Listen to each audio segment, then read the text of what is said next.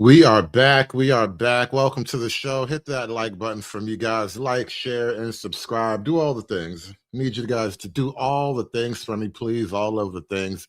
We're going to get into this conversation tonight. Donald Trump has finally taken his constitutional grievance all the way up to the Supreme Court. We're battling over birthright citizenship right now.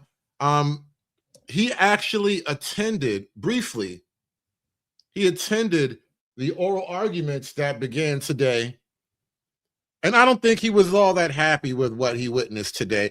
And honestly, don't trust the media, but right now, a lot of the media, a lot of the talking heads are telling me that it looks like the Supreme Court is leaning away from Donald Trump and arguing in favor of, or at least it looks like they're leaning in favor of keeping birthright citizenship as it is and not restricting it to foundational Americans is a word I keep hearing people throw around. But we're going to talk about this stuff a little bit. Like, share, and subscribe. Thank you all for coming out. I appreciate you guys' patronage. Let's get into the show. On the tariffs, the president really wanted to go. Apparently there's like a designated seat for him at the Supreme Court. But if he shows up there tomorrow, what do you think, Ellie, that's going to be like if he's sitting there? Three of the justices he appointed, several of those that he criticized heavily and said their families should be embarrassed of them after the tariff decision. I mean, what is that going to change the environment to be like? Well, if Donald Trump wants to go attend oral argument at the Supreme Court, he has every right to do so. Godspeed. He's a member of the public. He's a party to this case. But let me tell you, he's not going to like what he sees playing out because his administration lawyers are making arguments that are vast stretches of law. Arrayed against his legal position is the plain text of the Constitution, the 14th Amendment on birthright citizenship, 157 years of traditions and norms and congressional action, and the decisions of every lower court federal judge to hear this exact case. 4 federal district court judges, 3 federal circuits have all ruled against the Trump administration. So if he does, in fact, choose to attend, Caitlin, it will indeed be unprecedented. I think it's going to be hard to ignore the fact that he's in the room. I do not think it will have any influence on the judges. And I think when he leaves that courthouse tomorrow, if he does go, he's going to be in a bad mood. Well, we'll see what his mood is going to be. Who knows? Maybe he'll enjoy it. Shermichael, I should note the Solicitor General, John Sauer, was also Trump's personal attorney before all of this happened. So it's not like he's unfamiliar with what the president is like. And what I was thinking about when the president announced today that he was going is I was in the courtroom when the president was there on his case on the hush money payment. And he kept the whole time was hitting his attorneys, passing notes to them, sticky notes. I mean, he had a lot of input on their cross-examination, what was happening. You know what? We're going to call an audible. Roland Martin is live right now talking about Trump.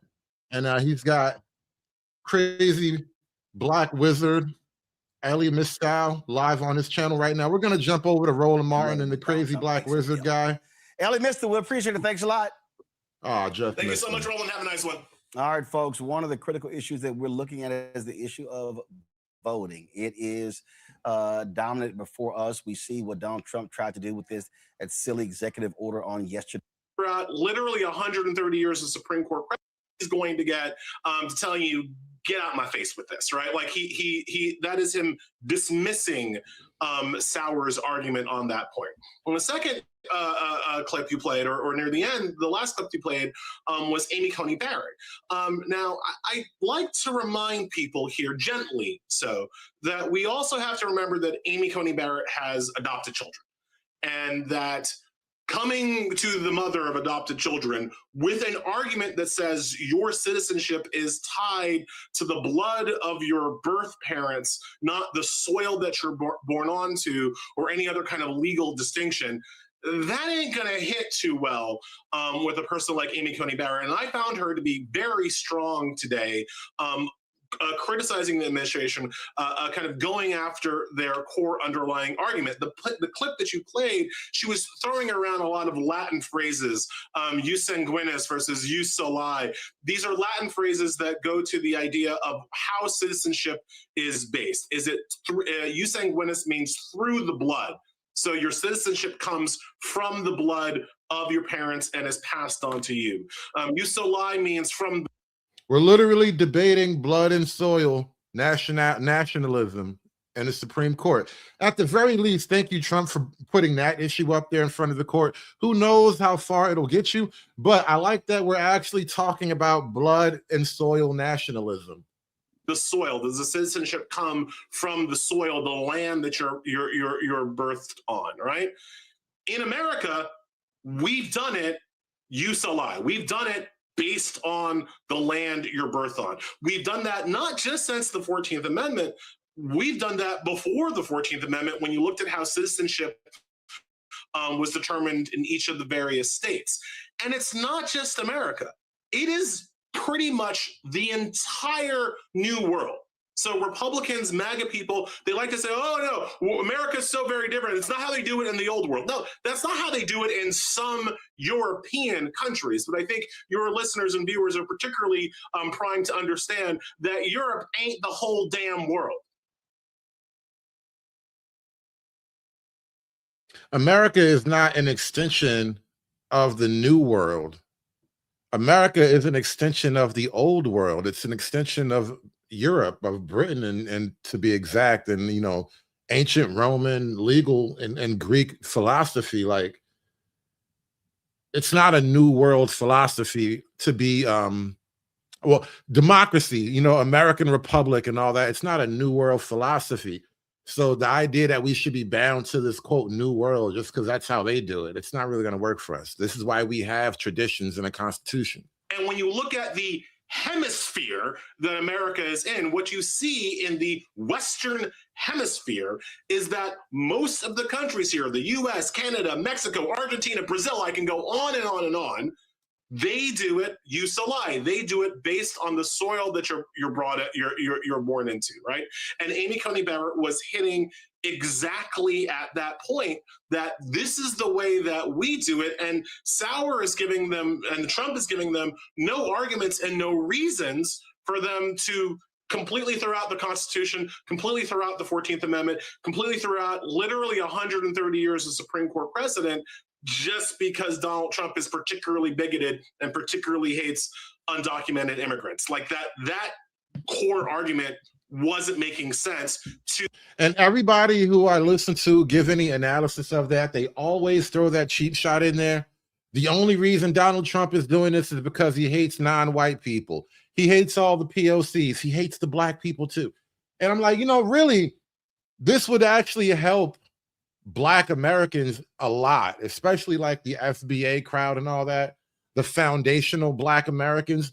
This would go a long way to, bolstering their argument. Barrett, to Roberts, and even a bit as you played to Neil Gorsuch, right? Now, you heard them in the Gorsuch clip talking a lot about this issue of domicile, right? This idea that to confer citizenship to your children, you have to be domiciled in the United States, right?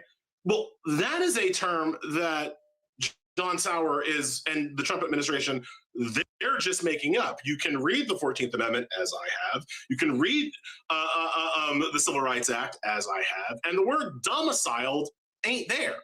What the amendment says is subject to the jurisdiction of the United States. And you played the clip of Kagan explaining very accurately that subject to the jurisdiction. Usually, they argued a lot about that word domiciled. It's very much a part of the legal arguing of the bill. I'm not sure if it's totally in the bill word for word as it was written originally, but it's very much a part of the legal theoretics that went into the bill. And so they had no problem arguing this very term domicile in the Supreme Court directly today, which if he was being honest at all, he wouldn't even make this argument like the word domicile has no place here. It's literally something that they all took great interest in today.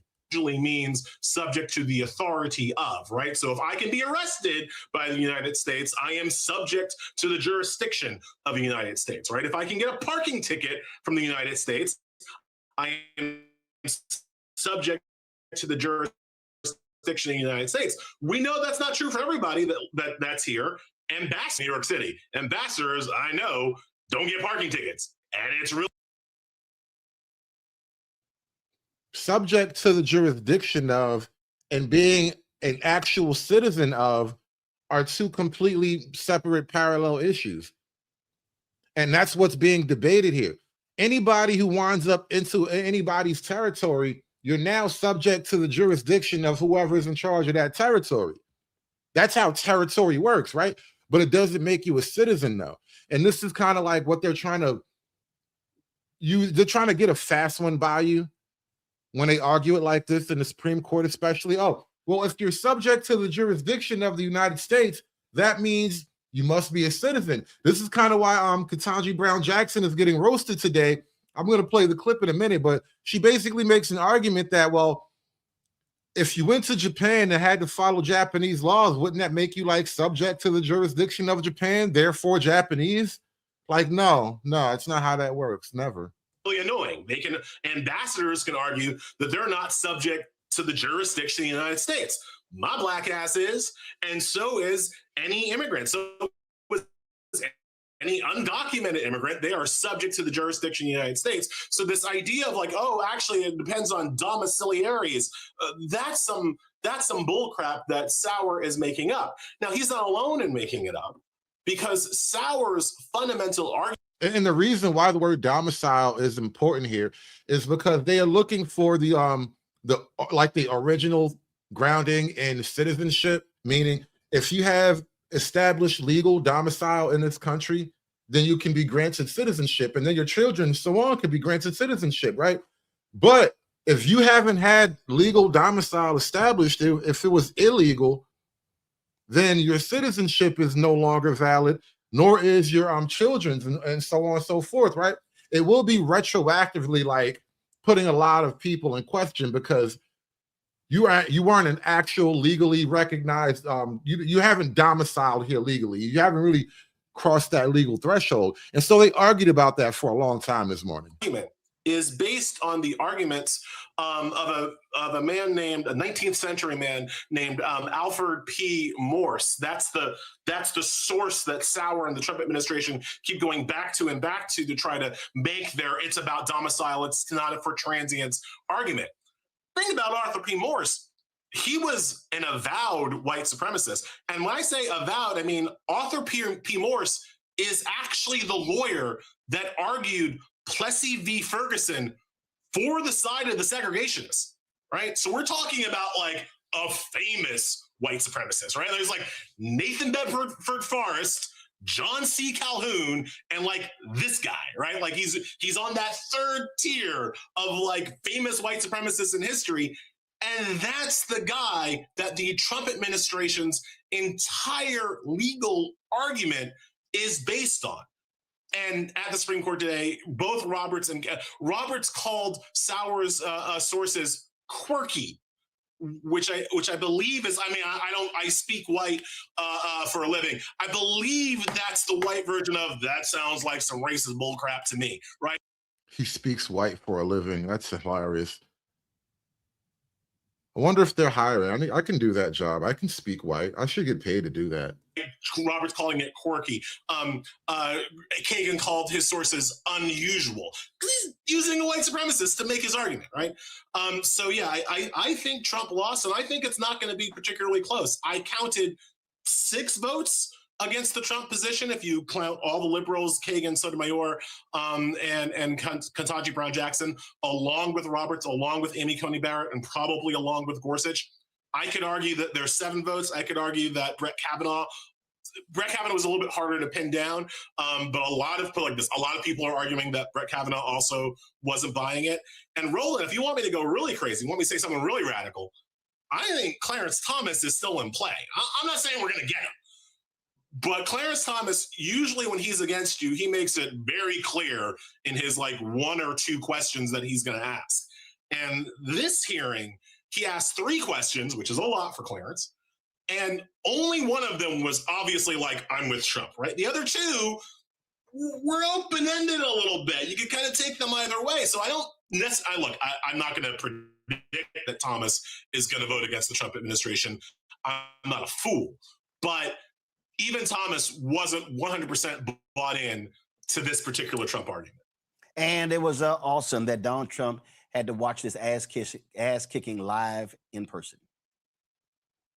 So let's remember, there has never been a sitting president to attend Supreme Court oral arguments. That has never happened in recorded history because it is gauche. It's actually very it's a very new thing. Trump is like breaking records left and right. We've never had this before. Apparently it's important to Trump, which, I'm glad that he at least showed face. It's almost like when imagine if we had a king. It's like when the king presides over the meeting or whatever, brings a little bit more weight to it. Classless. It is a violation of it's not a violation of separation of powers, but it's implication of separation of powers. You're not supposed to do it. Now, we know that Trump doesn't care about what he's supposed to do or what he's not supposed to do. That we understand. But you got to ask, why did he show up at all? And Roland, I've made the analogy. I think what Trump was trying to do was to intimidate his handpicked justices by simply being in the courtroom, right? Do you think this is like the mafia? It's like when De Niro played Al Capone in The Untouchables. You think he's like Al Capone? He's going to show up with a baseball bat? You're going to sit in the front row with his goons. Make sure you best do the right thing. You vote like I tell you to vote. You think that's how it's going to work? Tony Soprano kind of move. It is literally the move Michael Corleone pulls in The Godfather 3, right? Where the guy is testifying at the Senate hearing, and then Michael shows up with the guy's brother. Michael doesn't say anything, just looks at his brother, and suddenly Frankie Pentageli is like, oh, I just made it all up about Mikey Corleone. Right? Like, that's I think what Trump was trying to do, was trying to sit there and intimidate the justices just by his presence, and it didn't work. They didn't care. We'll see how that goes. We'll see. I think the arguments are pretty much done for now, but they're going to have to come back and give some more testimony. I mean, to give their verdict, rather. They're going to have to come back and give their final verdict, but it did not look good, honestly. By all accounts, it was not the greatest day for Trump in the courtroom. And a lot of the liberals are really happy about this. A lot of the liberals are basically celebrating this. They want to keep the door open, and they want to legalize all of their illegal voters right now. Permanent resident. For Norman Wong, the Supreme Court on Wednesday is set to hear arguments over U.S. President Donald Trump's executive order denying automatic citizenship to U.S.-born babies if neither parent is a citizen or legal permanent resident. For Norman Wong, this legal battle echoes a constitutional dispute that was settled more than a century ago. No more anchor babies. And this is another thing, that whether or not the actual wording of the Constitution agrees with this is a problem nonetheless. The idea that people who actually have foreign allegiances come to America for the only purpose of having an American baby, so now that their foreign allegiance can have an American foothold, it opens the door for all kind of espionage and international problems, and we have to fix that. We have to do something about that.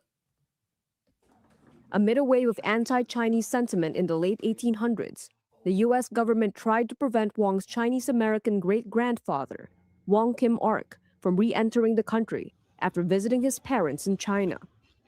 They argue that despite him being born in the U.S., he was not a citizen. He came back in 1895. He was stopped from entering the United States and forced to remain on the boat.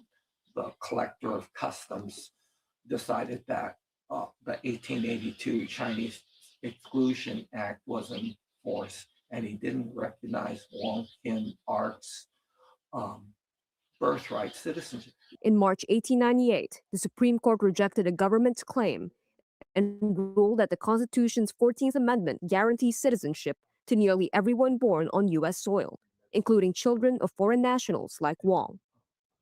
That decision has stood for 128 years, but its understanding will once again be contested on Wednesday. Probably around 25 years ago that I first learned about Wong Kim Ark. But at that time, I didn't appreciate what he accomplished. And I didn't really appreciate the fact that he won a victory for birthright citizenship. Now, we want to do it by executive order and chip away at what these things mean or rights. That means with executive orders, if you could do away with a right through the constitutional amendment system, then those actually don't matter anymore. For much of his life, Wong says he barely thought about citizenship until history began repeating itself. For him, this challenge feels personal and unsettling. My citizenship, I took for granted since I was a child. I was born here, and it was only obvious that I was an American, and that's how I saw myself. 25 years ago, I didn't think any question of birthright citizenship would ever affect me. Trump contends that for generations, the U.S. has given citizenship to people who don't qualify, those who were in the U.S. illegally or temporarily. If the Supreme Court endorses that view, that could affect the legal status of as many as 250,000 babies born each year. I hope the court will stand by what the court had done 128 years ago. This citizenship, birthright citizenship, speaks to the American identity. Most Americans in this country owe their citizenship to birthright citizenship. The ones that don't are the indigenous people.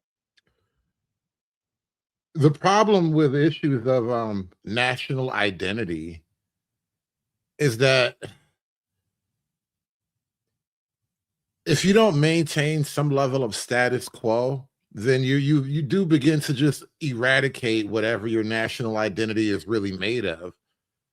And that is a very racialized notion that you can't really get around that, but that's just a simple fact. No one would ever mistake an Indian for a Japanese, right? Because their nation, their national identity is so racially and ethnically homogenous that Japan is effectively one thing internally and externally, right? Japan is the Japanese. And they may have some, I know they have some, I forget what you call them. Like they have some other tribes up there, but by and large, Japan is an ethnically homogenous group.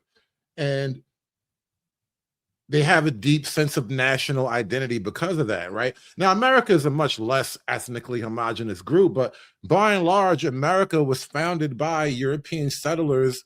And over time, we had a slave population that became just regular citizens. And that was the whole reason, as I was told when I was back in school long time ago. They told me the 14th Amendment was written to keep the slaves so they can give the slaves legal coverage as American citizens. Now I'm here finding out it's actually so that you can have a baby in America and then you're an American now, like magic. But here, if we could just step back, I think that everybody's absolutely correct. What the president is doing is trying to appeal to a very specific part of his base. But to be very clear, what has happened inside the current Republican Party apparatus is that things that used to be relegated to the fringe, this idea that America is quote unquote uniquely for Americans, which translates to America is for foundational Americans, white people in this country, right? That is white supremacist ideology. And what has happened— Foundational Black Americans would like to talk to you about that. This idea that only white people are foundational to America is just a literal historical falsehood. There were Black citizens of this country on day one. before the slaves even got off the plantation, because not every black person in America was enslaved. So there was a bunch of black people here, literally foundational to the country. Day zero niggas. They were here before day one. And under this, not just under this second presidency of Donald Trump, but I would argue since he came to rise in political power, which predates him coming down that escalator, which starts with him questioning the citizenship of the first black president of the United States of America, Barack Obama. It's this white supremacist ideology, frankly, is foundational to Donald Trump's political beliefs, if we can argue that he holds any to be true. The thing that has been consistent is this idea that some people in this country are, in fact, not foundational Americans, that some people in this country, their citizenship deserves to be questioned. And so, but that is just a basic reality. Barack Obama, by definition, is not a foundational black American. He has foundational blood on his mama's side. That's a whole other deal. But he's not a foundational black American. His black blood goes to Africa. It doesn't go to Virginia. Doesn't go to North Carolina. Doesn't go down into Mississippi. It doesn't go to the Panhandle. His black blood goes to the motherland, right? And this is what foundational American actually plays into. There is an idea that your blood carries on for generations on the same land that it was born into. And so his black half wasn't born here. That's all I'm saying. That's all I'm saying. His white half is good. His white half is in check, but his black half is not from here. So this idea that this is just about immigrants in this country, people who have, maybe have come to this country seeking asylum, who have crossed the border illegally, who are undocumented, that is not what this is just about.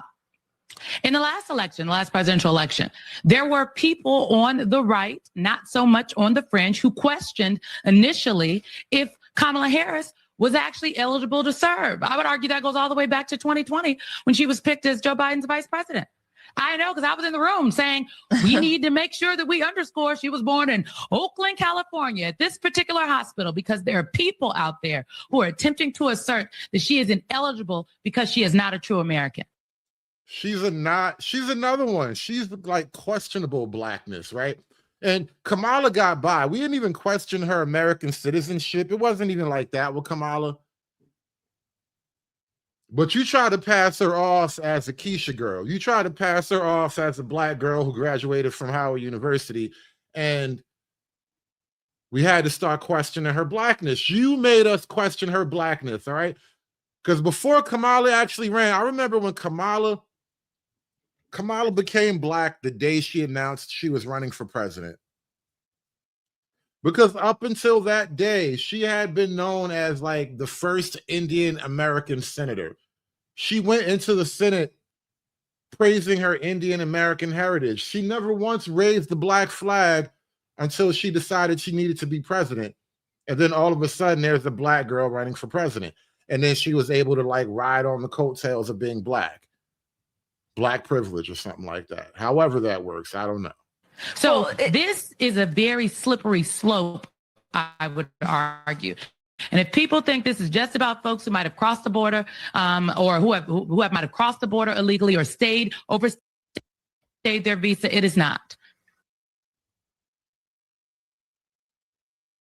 I mean, Mr. Attorney General, I must say, you read the 14th Amendment, it could not be more clear.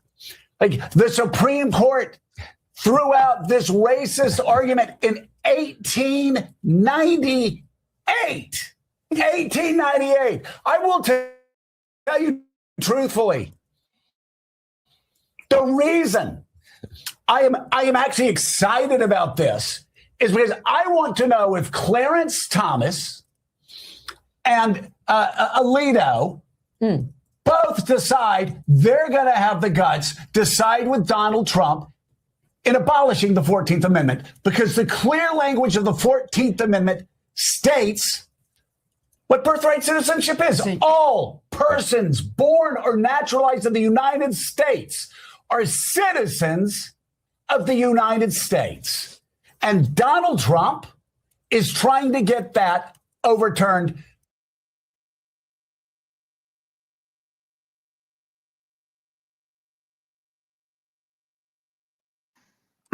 Good morning, General. So I guess I am looking at your position in this case, and it boils down to requiring us to do at least these two things. One is believe that the framers were not importing the common law rule and understanding of birthright citizenship. And the second is to believe that what they were doing was departing from that common law rule in the way that you suggest. That is, they were seeking to have this turn on domicile. I think you have a number of hurdles to accomplish those two things.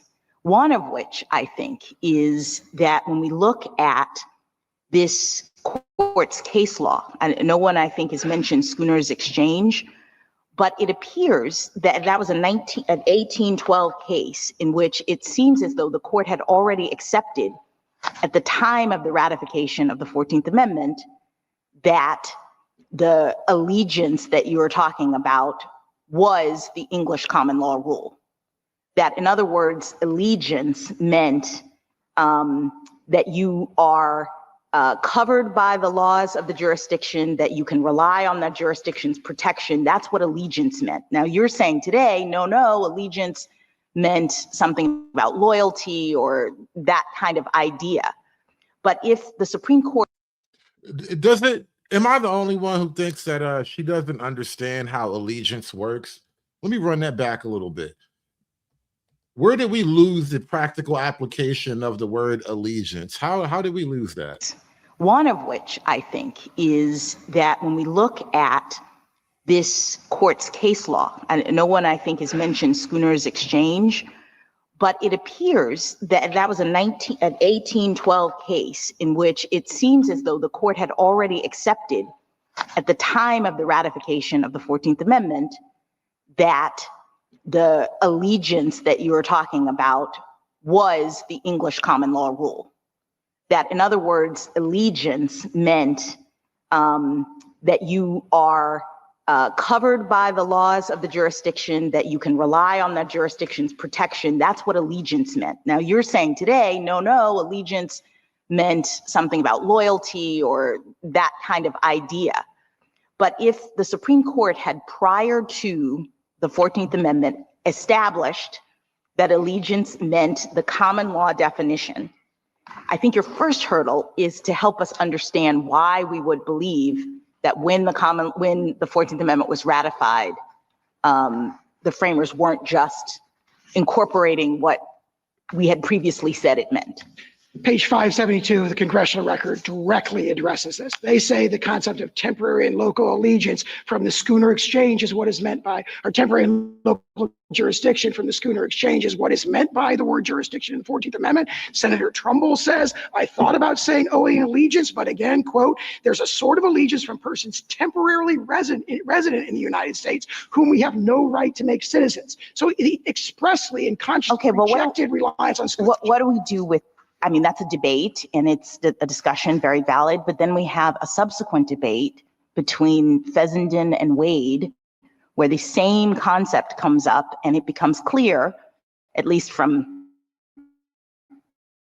Senator Wade's perspective, that that's wrong.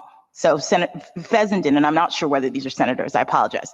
Fessenden says, suppose a person is born here of parents from abroad temporarily in this country. Wade responds, the senator says a person may be born here and not be a citizen.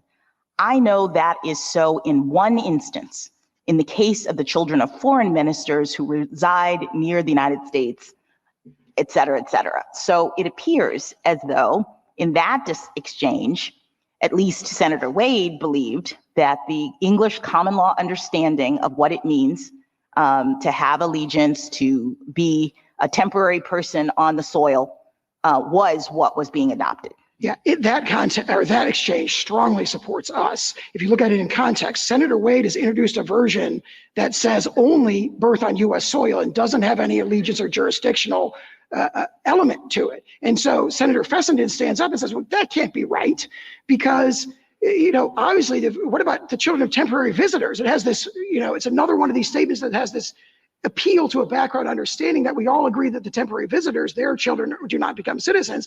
And then Senator Wade has to kind of backtrack and say, well, what are the children of ambassadors? And in the end, Congress does not adopt Senator Wade's proposal. So we think, you know, most of the time when you listen to Ketanji Brown Jackson actually in practice doing her job, she always goes viral for sounding dumb. It's like she never comes off as intelligent with a complete grasp of the jurisprudence, and she's like a legally adept mind. She never gets any praise for that. It's always like, damn, I can't believe how dumb she is. I think that to the extent you can draw an inference from that, the inference strongly supports. All right. Well, let me just ask you about why we would. And yeah, shout out to True Hype with the 5 ball. I'm gonna bring that up for you. He says, have you seen a story about the Chinese man with 100 surrogates born in the US but raised shortly after in China to come back as young adults? Yeah, he's got a dynasty. He built an early 2000s Rockefeller dynasty with American-born Chinese babies. We're gonna pull that up. Shout out to True Hype with the 5 ball. I appreciate everybody tuning in. Like, share, and subscribe, y'all. Do all the things, y'all. Help us get this channel growing. Give me the money. Give me the money for all that I would do. Give me the money.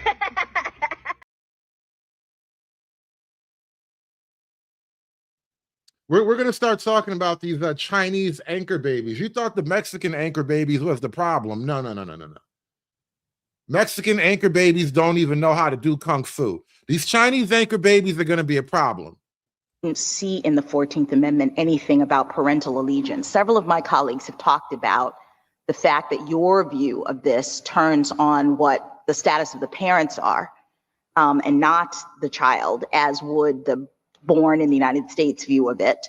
How can you help us understand why we wouldn't expect to see a mention of parents in the text of this amendment? I think it was well understood that, for example, children cannot, newborns cannot form domicile. So it followed every 19th century. That assumes domicile is in the test. And I'm asking you, how do we know that Congress did adopt the test that you say it adopted? Yeah, when you're looking at 19th century conceptions of allegiance, the notion that the allegiance, again, we say domicile is instantiating the concept of allegiance for aliens as opposed to citizen. All of that, the 19th century understands the newborn's domicile, its allegiance follows the allegiance of the parents. And I point out that their theory relies on parental allegiance as well, because they recognize the exceptions for, hostile invading armies, for tribal Indians, for ambassadors. Again, the child's allegiance status, even on their view, turns on the status of the parent. What do we do with Professor Mueller's amicus brief and the historical record, and the fact that even at times in this country where we understood that the parents were declared enemies of the United States, I'm talking about World War II and Japanese internment, babies born in that circumstance were given birthright citizenship. So it seems as though this concept of allegiance of the parents really wasn't. And this is why people call you dumb, Ketanji. I'm going to run this back 1 minute, and then we're going to explain why she's dumb. Her stupidity requires explanation. She's way too high up in government to be this dumb about this very thing. Like, this is the thing you're supposed to be smart at. You could be dumb about other things, but not this one thing. That even at times in this country where we understood that the parents were declared enemies of the United States, I'm talking about World War II and Japanese internment, babies born in that circumstance were given birthright citizenship. Those Japanese people had been citizens of this country for a long time already. Their citizenship was never in question. So as their parents, as their Japanese parents were interned in this country, their citizenship wasn't stripped. They were just interned. They were imprisoned. And then they had children in prison. That's like if you get locked up and make a baby on a conjugal, or a woman who was in prison and she gets pregnant in jail, the baby is a citizen. The Japanese were still Americans when that happened. Their citizenship was never in question, so the citizenship of their children was never a question either. But you're bringing that up basically because they're Japanese. You're trying to make it a racial issue when it's not exactly a racial issue to begin with. So it seems as though this concept of allegiance of the parents really wasn't driving birthright citizenship, at least at this period of our history. So are you saying this is wrong, or they shouldn't have gotten birthright citizenship? Well, if they were domiciled here, yes, they should have. If they were temporarily present, then no. But the executive practice, we can see. How does Yeah, domiciled, meaning their citizenship was already here. Their residency in America was already legally approved and established by America. The government had already cleared them. In the 1930s. How does the temporary presence run with your concept of allegiance? I'm not sure I understand. So can you be clear? Are you saying that only people who are domiciled here, as you define it, can form the necessary loyalty to the United States? Meaning, if you're an established citizen already, then your children can have, quote, birthright citizenship. If you're not an established citizen already, your children have no birthright because you are not a citizen to pass them that right along with their birth. It's actually very legally concise, but you know, black girl magic. Allegiance is not a question of subjective loyalty. Okay. Oh, it is something you owe. It's a reciprocal relationship between the citizen, whether they want it or not, they have that allegiance. And I think it's powerfully. On the basis of what?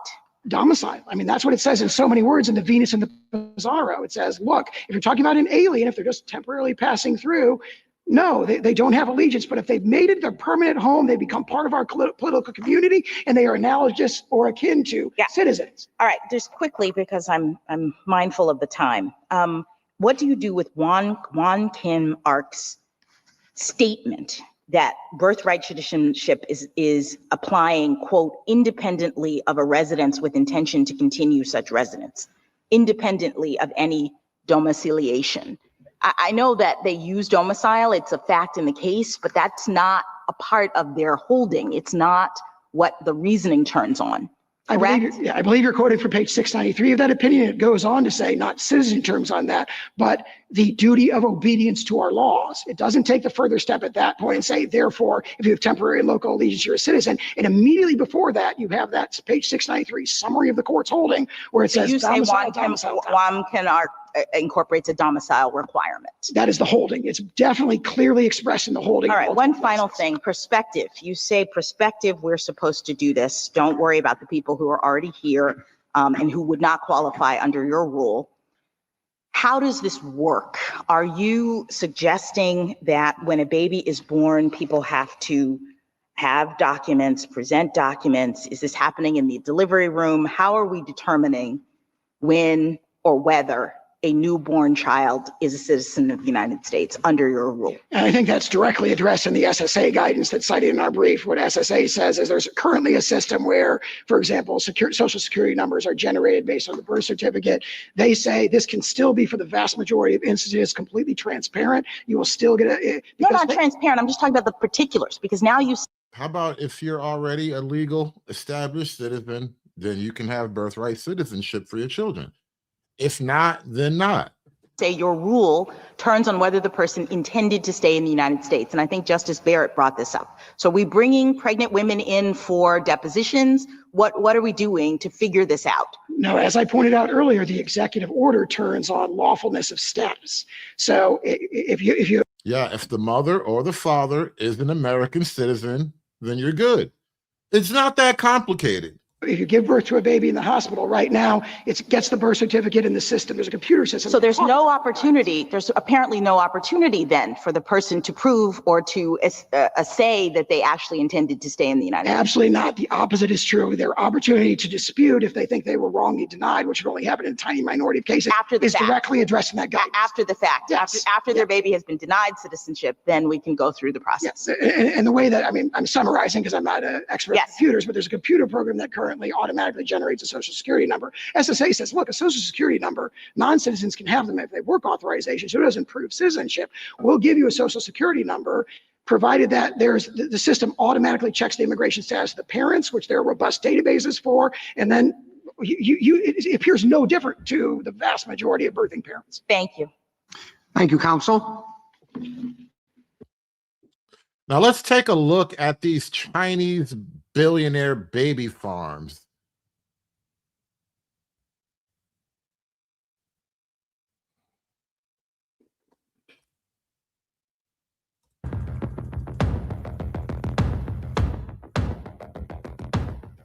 A story emerging from the United States has captured global attention and raised profound questions about wealth, ethics, and family.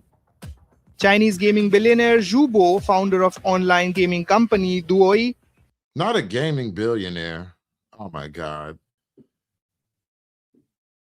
Can you imagine an army of genetically modified Chinese gamers with American passports? No. No, we're not ready. The world is not ready. This is how you get cyberpunk. has reportedly fathered more than 100 children through surrogacy agencies across America. However, his former partner alleges the actual figure exceeds 300 children. According to a comprehensive investigation by the Wall Street Journal, which verified numerous social media posts and reports, Zhu Bo has embarked on an unprecedented mission to create what he describes as a sprawling family dynasty. This nigga is skeeting an army into America. This is an invasion. This is a goddamn invasion. This nigga is skeeting an army right into America, right under our borders. You didn't even notice it. When they all turn 18, they're all going to be given Chinese assault weapons, and they're going to be given missions, and then it's going to be lit.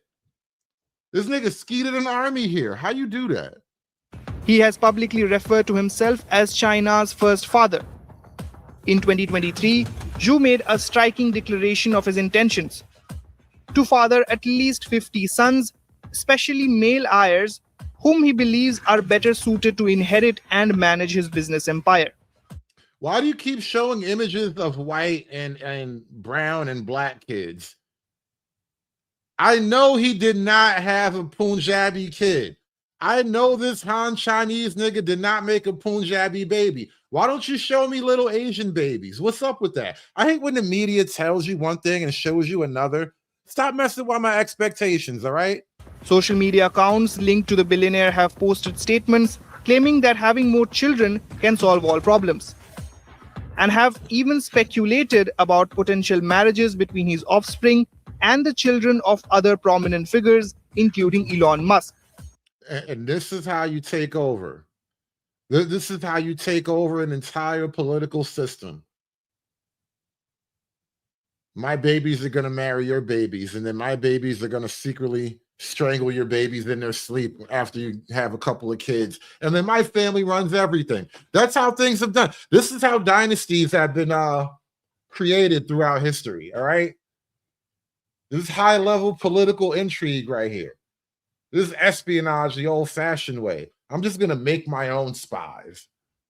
Skeet, skeet, skeet, skeet.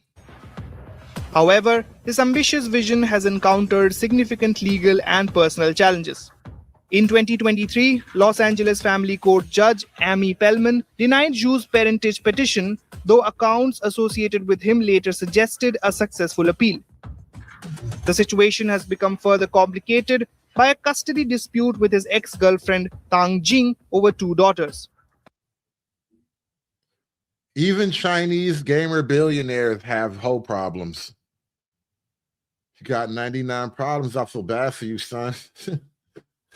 Well, what do they know? If you're having girl problems, I feel bad for you, son. Tang has alleged that the financial burden of maintaining this extraordinary family has been substantial. She claims the children lack proper household registration and suggests the count of 300 may actually be conservative. What if he has like, there might be more than 300? What if he has 300 unregistered Chinese babies with American passports? Like, what could you do with 300 Chinese babies with American passports and nobody knows where they are, what their real names are? They're just floating around in the system. I feel like this is a movie for Tom Cruise and Mission Impossible. We got to get the Mission Impossible team to track down each and every one of his children and put them on an island. This is like the plot of a James Bond movie. You know, the children of Spectre. They must be stopped. Bond, you must collect all 13 children and imprison them on this island before it's too late. We got to find this nigga and his children. This nigga is a national threat. In response to mounting controversy, the UAE network released a statement disputing the higher figure, clarifying that Zhu has fathered only a little over 100 children through many years of effort in the United States. Reports indicate said many years of effort. Disputing the higher figure, clarifying that Zhu has fathered only a little over 100 children through many years of effort in the United States. How hard was it really, though? But that was total rim shot. But no, like, many years of effort. Like, were you really out here struggling? You know, please have my baby. Like, how hard was it really? I imagine a lot of money was involved. I imagine lots and lots of money was involved. But what do I know about Chinese billionaire gamer bros?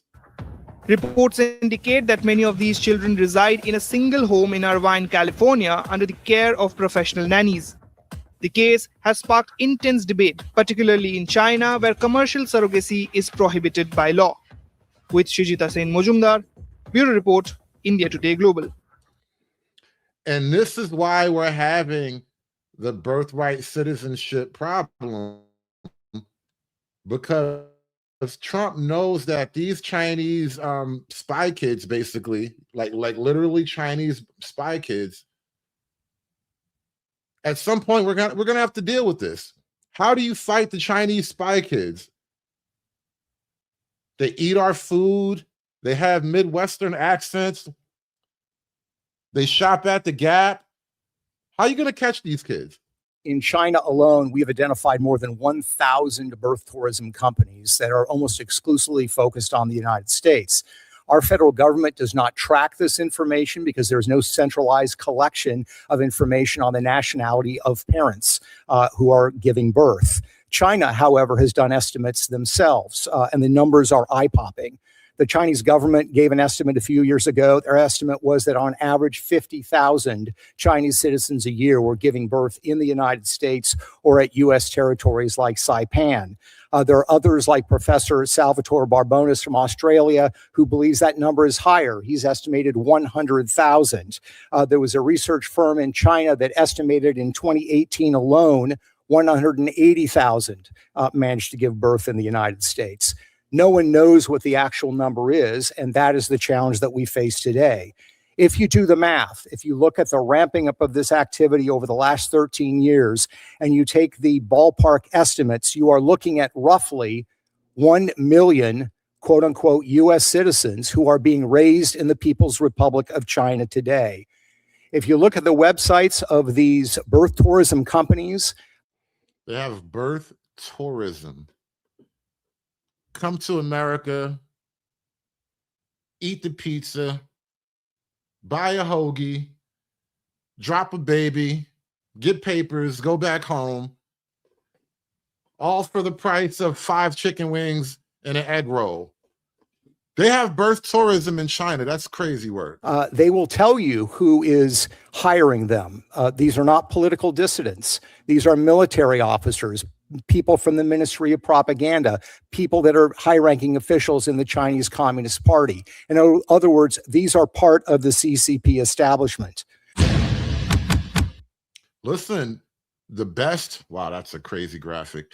The best spies are the ones that you make on your own. Who are you going to trust? Somebody that you blackmailed into working for you? Or a kid that you skeeted out of your own balls, right? The best spies are the ones that you make on your own. China understands this. This is an old strategy. I was thinking about this, and I think there are various sources that say this, that you obviously have permanent allegiance based on being born in whatever country you're from. That's what everybody recognizes. But you also have local allegiance when you are on the soil of this other sovereign. And I was thinking, I, a U.S. citizen, am visiting Japan. And what it means is that, if I steal someone's wallet in Japan, the Japanese authorities can arrest me and prosecute me. It's allegiance, meaning can they control you as a matter of law? I can also rely on them if my wallet is stolen to, under Japanese law, go and prosecute the person who has stolen it. So there's this relationship based on, even though I'm a temporary traveler, I'm just on vacation in Japan, I'm still locally owing allegiance in that sense. And this is why we all call Ketanji retarded. Because she is arguing, by extension, if I steal a wallet in Japan, I am Japanese. Konnichiwa. Anyway, we'll see how the Supreme Court rules on this whole thing. I'm going to wrap it up right here. I appreciate you guys coming out. We're going to end it really short tonight. Like, share, and subscribe. Thank you all for watching. We are done. Aspiring to be patriarchs like what white men have, that isn't freedom. That isn't going to help anybody. It's certainly not going to help Black people. It's done. It's done. It's done. It's done. It's done. It's done.